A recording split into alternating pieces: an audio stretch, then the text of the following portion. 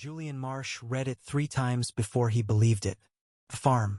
60 acres of orchard and pasture in a town called Hollow Bend. Left to him by a man he'd met exactly twice in his life, Elias Whitfield, his mother's estranged older brother. To my nephew, Julian, who I hope will forgive an old man for being a stranger, and who I trust to finish what I could not. Finish what? Julian had no idea what that meant. He was 30 years old, an architect who designed other people's dream houses while renting a studio apartment above a laundromat in Boston. He had no dreams of his own worth finishing. He drove north anyway. By the time the GPS lost signal and the road turned to gravel, the September sky had gone the color of a bruise, heavy with a storm that hadn't decided whether to arrive. The farmhouse rose out of the mist like something remembered rather than seen. White paint peeling to gray, a porch that sagged in the middle like a smile losing its nerve, and beyond it, rows and rows of apple trees stretching toward the tree line, unpicked fruit rotting sweet in the grass. Julian stood at the gate for a long moment before a voice behind him made him turn. "You're either lost or you're the nephew." The man leaning against the fence post looked like he'd grown out of the land itself. Broad-shouldered, sun-browned, a flannel shirt with the sleeves shoved to the elbow, dark hair pushed back like he hadn't thought about it in days. He held a pair of pruning shears loosely in one hand, the way other men held car keys. "Julian," he said. "Julian Marsh. Micah Reyes." The man didn't offer a handshake. He just studied Julian the way you'd study weather, trying to guess if it was going to ruin your day. "I run the orchard. Have for 6 years. I didn't know my uncle had employees." Something flickered behind Micah's eyes, gone before Julian could name it. "He didn't," Micah said. "Not really." He turned and walked toward the barn without waiting to see if Julian followed. "You'll want to see the house before the rain gets here. Roof leaks in the east room. Has for years. Elias never let me fix it." "Why not?"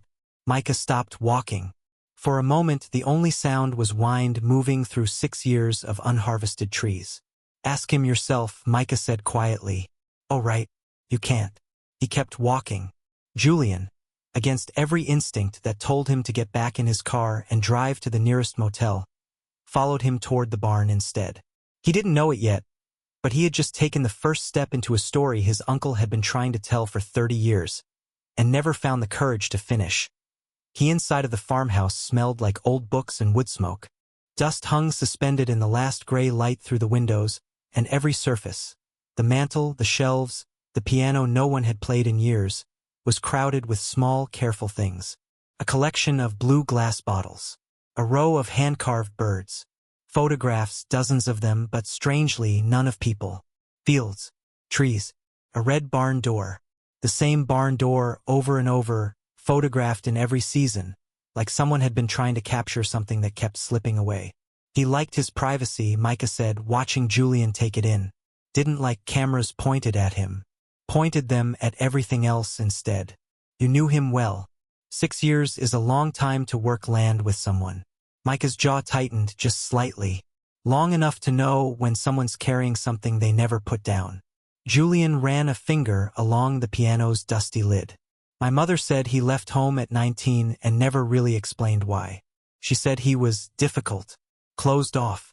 She used the word cold. He wasn't cold." Micah said it too fast, too sure, and then seemed to catch himself. He cleared his throat. He was careful. "There's a difference." Outside, the storm finally made its decision. Rain came down in a long gray sheet, drumming the tin roof of the porch, and somewhere above them, water began ticking through the ceiling of the east room in a slow, patient rhythm, like a clock counting something down. "I should go," Micah said. "Chores don't stop for weather." Wait, Julian didn't know why he said it. Maybe it was the rain, or the strange, heavy quiet of the house, or the fact that he didn't want to be alone yet with a dead stranger's whole unspoken life. "Stay, please. Just tell me about him. I don't even know what he looked like when he laughed." Something in Micah's face softened, just for a second, like a door easing open a single inch. "He had a good laugh," Micah said. After a moment, quiet, like he was embarrassed to be caught enjoying something. He glanced toward the window, toward the barn barely visible through the rain. "He'd have liked that you stayed. He didn't get a lot of people who stayed." He didn't leave. He built a fire instead, moving through the house with the ease of someone who'd done it 100 times before, and the two of them sat in the flickering dark while rain drowned out the rest of the world, two strangers orbiting the ghost of a man who had, it seemed, been a stranger to almost everyone. Julian didn't know yet that Micah was the exception. Morning came pale and washed clean. Julian woke on the couch to the smell of coffee and found Micah already outside, moving through the orchard with the unhurried patience of a man talking to old friends. He watched him for a while through the window, the way Micah paused at certain trees longer than others, pressed a hand flat against their bark like he was checking a pulse. He made his way out eventually, 2 mugs of coffee in hand. "Peace offering," he said, "for sleeping on your dead employer's couch and eating what I assume was his last box of crackers." A small, surprised laugh escaped Micah before he could stop it. It transformed his whole face, softened the guarded line of his jaw, put something warm in eyes that had been carefully flat since Julian arrived. "He'd have liked you," Micah said, taking the mug. "He didn't say that about many people. You keep talking about him like..." Julian hesitated. "Like there's more to say than you're saying." Micah's grip tightened slightly on the mug. For a moment Julian thought he'd pushed too far, that the door he'd glimpsed the night before was about to shut for good. But instead, Micah exhaled, long and slow, and nodded toward the barn. "There's a room in there," he said. "Elias called it the keeping room. Locked. He never told me what was in it, and God knows I never asked. But he made me swear on my mother's grave, that if anything happened to him, I'd make sure whoever inherited this place found it themselves. Not me, them. Whoever that was." Julian's pulse picked up. "You have the key?" "I have where he hid it." Micah's mouth twisted, somewhere between a smile and something sadder. "Come on, then. Let's see what the old man was carrying all these years." The barn was cool and dim, smelling of hay and machine oil and something older beneath it. Cedar, maybe, or the specific must have things sealed away too long. In the back corner, behind a false wall of stacked feed sacks, was a door Julian would never have noticed on his own. Micah reached above the frame, fingers finding a small brass key on a nail worn smooth from years of handling. "He checked on this key every week," Micah said quietly, like it might have walked off on its own. The lock turned with a groan. The door swung open onto a small room, windowless, lit only by the barn light behind them, and inside an old cedar chest, a rocking chair worn soft at the arms, and on the wall, pinned in careful rows, dozens of letters, their paper gone the color of weak tea. Julian stepped closer, heart hammering for reasons he couldn't yet name. The first letter he read began, "My dearest Thomas." He looked up at Micah, who had gone very still in the doorway, watching him with an expression Julian couldn't read, grief, maybe, or recognition, or the particular ache of watching someone else discover a truth you'd carried alone for years. They sat together on the barn floor that afternoon. The letters spread between them like a puzzle neither wanted to finish too quickly, because finishing it meant it would be over. "My dearest Thomas," the first one read, dated the spring Elias would have been 22. "You asked me today why I flinch when your hand brushes mine in front of my father. I did not have the courage to answer honestly. The truth is that I do not flinch because I dislike it. I flinch because I do not know how to want something this much and still call it safe." Julian read them one by one, and slowly, aching page by aching page, a story took shape. Elias Whitfield had fallen in love, here on this land, in the 1990s, with a farmhand named Thomas Okafor who'd come north for a season of work and stayed 3 years for a man he wasn't allowed to love out loud. There were letters about stolen mornings in the orchard before Elias's father woke. Letters about a dance they'd shared once, alone, in this very barn, to a radio station that only came in clear after midnight. Letters that grew shorter, more clipped, more frightened, as the town began to talk. And then, near the bottom of the stack, a letter that wasn't from Elias at all. "Elias, I waited at the station for 4 hours. I understand you couldn't come. I understand your father found out. I am not angry. I could never be angry with you. But I cannot stay in a place that will only ever let me love you in secret, in barns, after midnight, like something to be ashamed of. I am going west. I hope one day you find the courage that fear took from you here. I will love you either way. T. The last letter in the pile, Elias's own, was dated only 8 years ago. Not to Thomas. To no one. A confession never sent. I am 61 years old, and I have spent 40 years finishing his sentences in my head. I let fear cost me the only thing I ever wanted twice.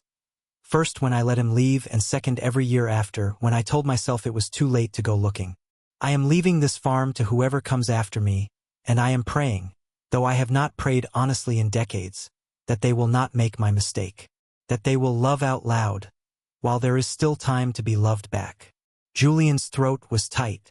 Beside him, Micah had gone very quiet, staring at the last letter like it had reached out and struck him. You knew, Julian said softly. About Thomas. About all of it. Not from him. Micah's voice was rough. He never told me. I found the door unlocked once, by accident, years ago. Saw the letters. Never told him I knew. He was so ashamed, Julian, of loving a man in a town like this at a time like that. I didn't want to take that from him. His secret. It was the only thing he had left that was still his. That's why he never let you fix the roof in the East Room. Micah frowned, not following. It's the room the letters are written in, Julian said, turning one page toward the light. I write to you from the east window, where I can see the orchard you loved. He let the roof leak for 30 years rather than let anyone else near that room. Something crossed Micah's face. Understanding, and beneath it, a grief so old and familiar, Julian realized, with a small shock, that it wasn't only for Elias. You know what that's like, Julian said quietly. Don't you? Loving someone out loud in a place that doesn't make it easy. Micah didn't answer right away. Outside, the wind moved through the orchard, and somewhere far off, thunder rolled low over the hills like something remembering how to speak. Ask me again sometime, Micah said finally, when I trust you enough to answer. Micah, Julian said slowly. Who was Thomas? 3 weeks passed the way seasons do when no one is watching the calendar, quietly and all at once. Julian didn't go back to Boston. He told himself it was for the estate paperwork, for the roof, for the 15 fruit contracts Elias had left unfulfilled that a dozen furious grocers kept calling about. He did not tell himself it was for Micah, though it was more each day than the day before. They fell into a rhythm neither of them named out loud. Mornings, Micah taught him the difference between a Honeycrisp branch that needed pruning and one that needed patience.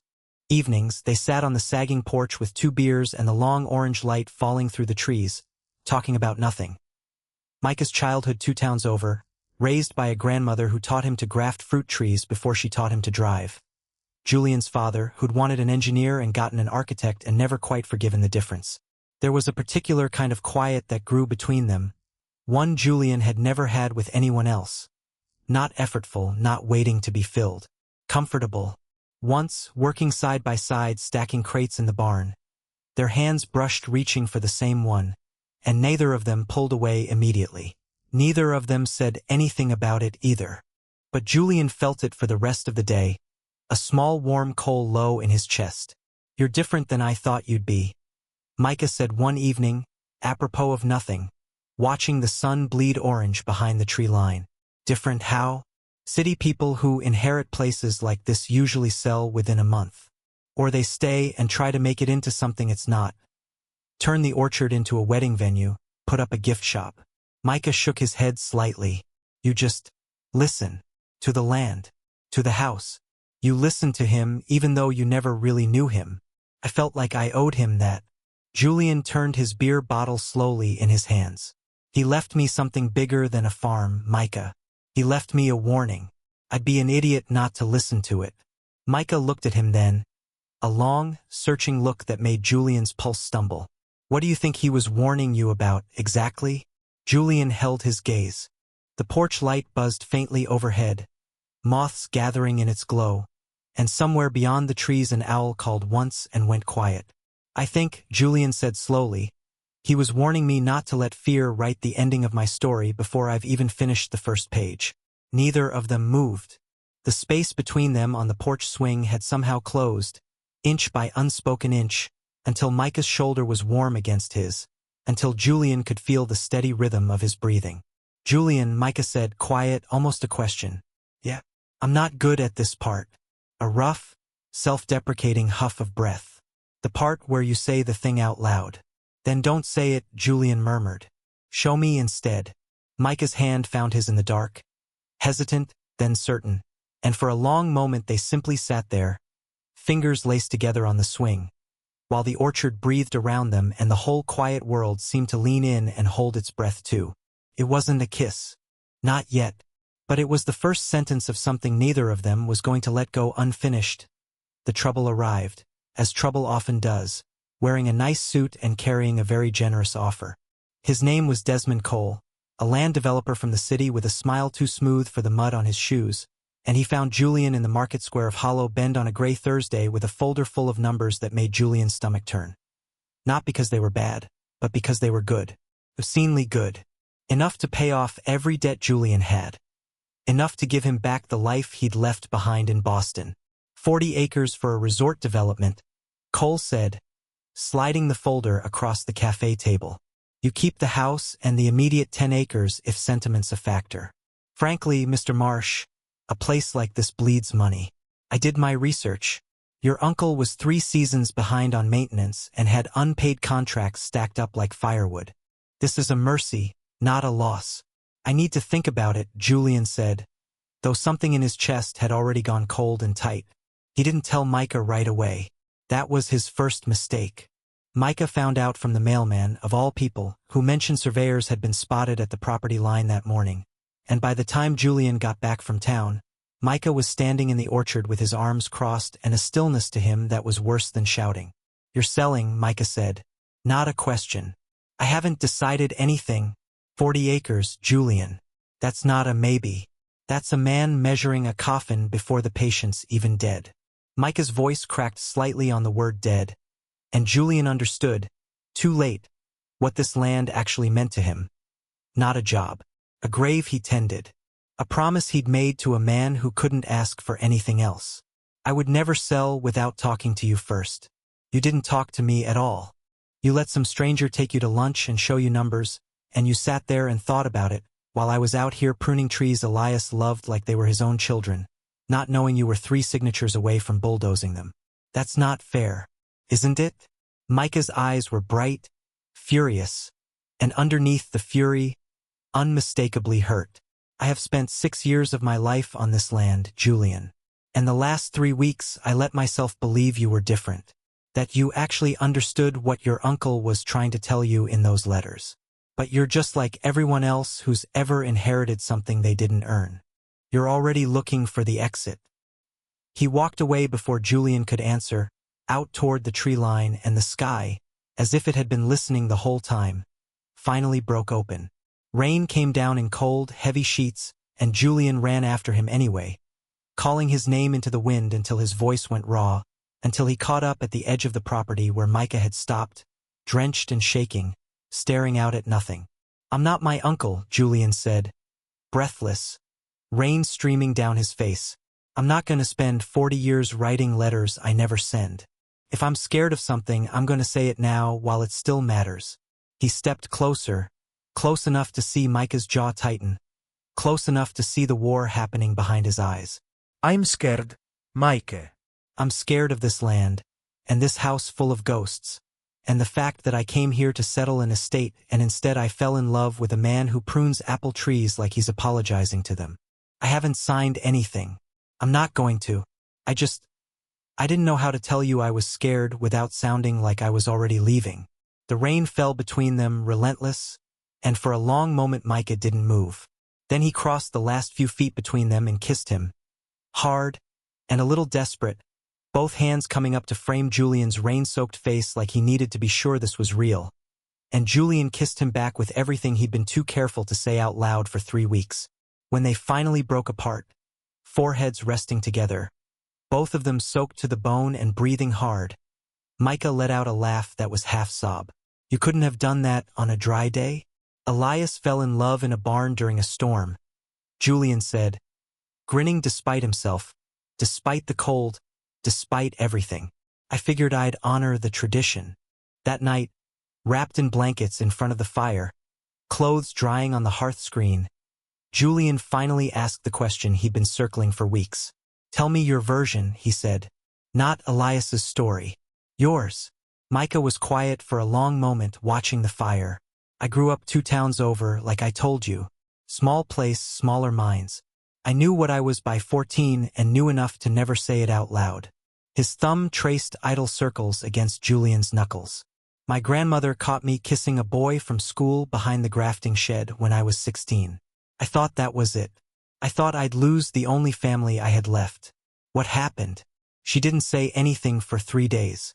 I thought the silence was worse than anything she could have screamed at me." A small, sad smile.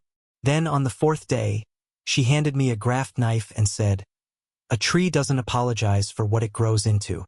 Neither will you in this house.' That was the whole conversation. We never spoke of it again, but she never made me hide it either.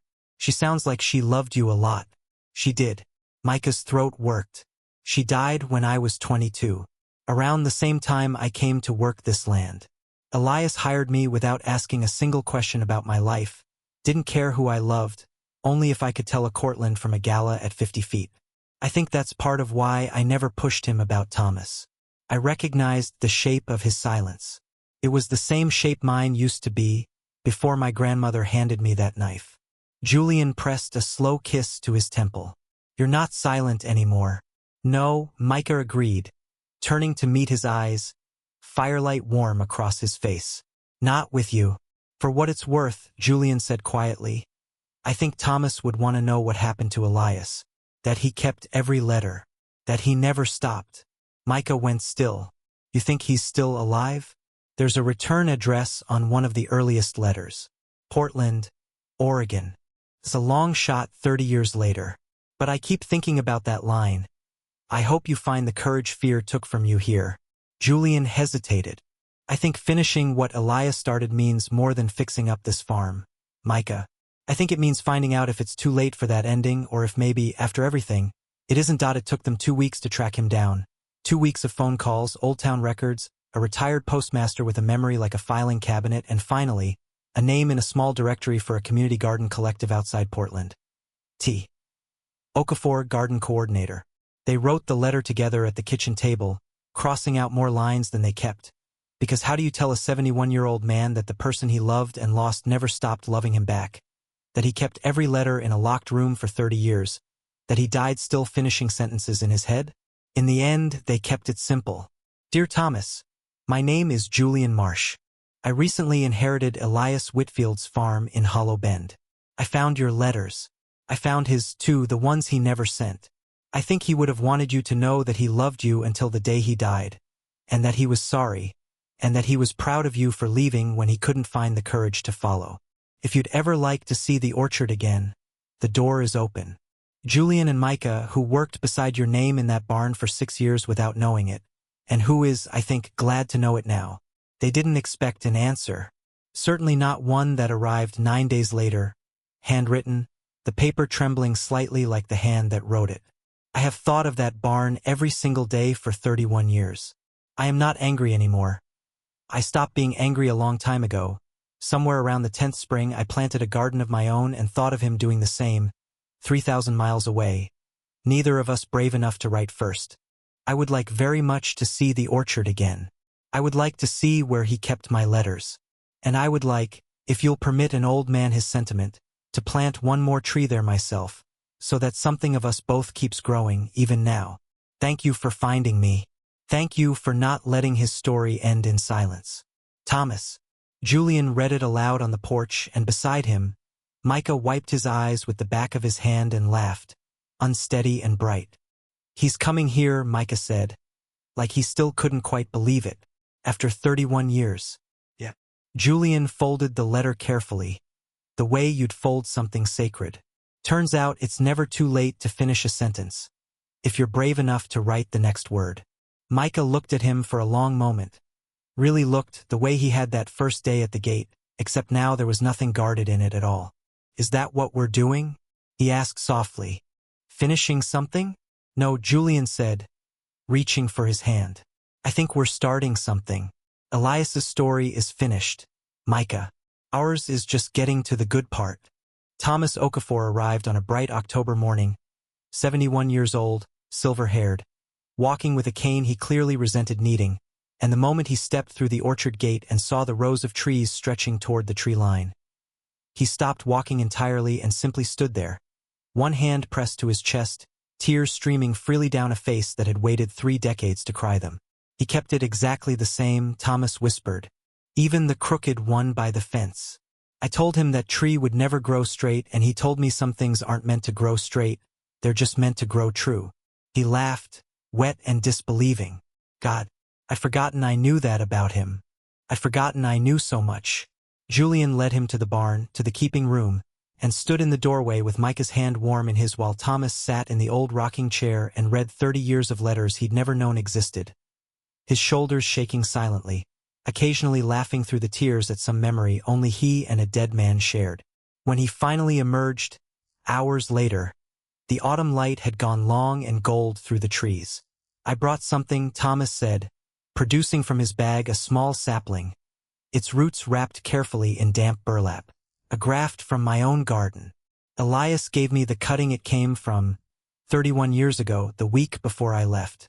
I've kept it alive in Oregon all this time without knowing why I couldn't let it die. I think I understand now. They planted it together at the edge of the orchard, where the crooked tree grew. Thomas, Julian, and Micah, 3 men with dirt under their fingernails and grief and joy tangled together in their chests until it was hard to tell which was which. Some things aren't meant to grow straight, Thomas said again, quietly, patting the fresh earth around the sapling's base. They're just meant to grow true. He looked between Julian and Micah then. Taking in the easy way they stood close together, the way Micah's hand found the small of Julian's back without either of them seeming to notice they'd done it. You two, Thomas said, something knowing and warm in his weathered face. You found each other in his letters. That's not an accident. That's a man finally getting to finish his sentence. 30 years too late for himself, but just in time for someone else. Winter came to Hollow Bend slow and soft, and by the time the first snow settled over the orchard, the farmhouse had changed in ways no contractor could have managed. The roof over the east room was finally repaired. Micah did it himself, carefully, reverently, and afterward they turned the room into a small library, the letters preserved in glass, Elias and Thomas's story framed on the wall not as a secret anymore, but as a beginning. Desmond Cole's offer had long since been declined. Julian kept the farm, all 60 acres of it, and true to nothing anyone in Hollow Bend expected of a city architect. He didn't turn it into a resort or a wedding venue. He restored it, tree by tree, contract by contract, with Micah beside him every step, and slowly, the little town that had once made 2 men afraid to love out loud began, in its own quiet way, to make room for 2 more. On the first true snow of December, Julian found Micah in the barn at dusk, standing in the same spot where, 31 years earlier, 2 other men had once danced alone to a radio station that only came in clear after midnight. What are you thinking about? Julian asked, coming to stand behind him, arms slipping around his waist. That we should finish what they started. Micah turned in his arms, a rare, unguarded softness in his eyes. Properly, this time. Out loud. He didn't have to explain what he meant. He reached into his coat pocket and produced a small ring, plain and unpolished, made, Julian would learn later, from a single branch of the crooked apple tree, carved slowly over weeks in the quiet hours after chores were done. I'm not good at the part where I say the thing out loud, Micah admitted, voice rough. But I figured some things you don't get to be careful with forever. Elias taught me that, in the end. So, Julian Marsh, will you stay? Not because of the farm. Not because of the letters. Because of this, whatever this is, between us, that started with a locked door and a stranger at a gate. Julian didn't answer with words. He answered the way Micah had taught him to, that first rainy night on the property line, with a kiss, slow and certain, snow gathering silver in their hair, the old barn creaking gently around them like it approved.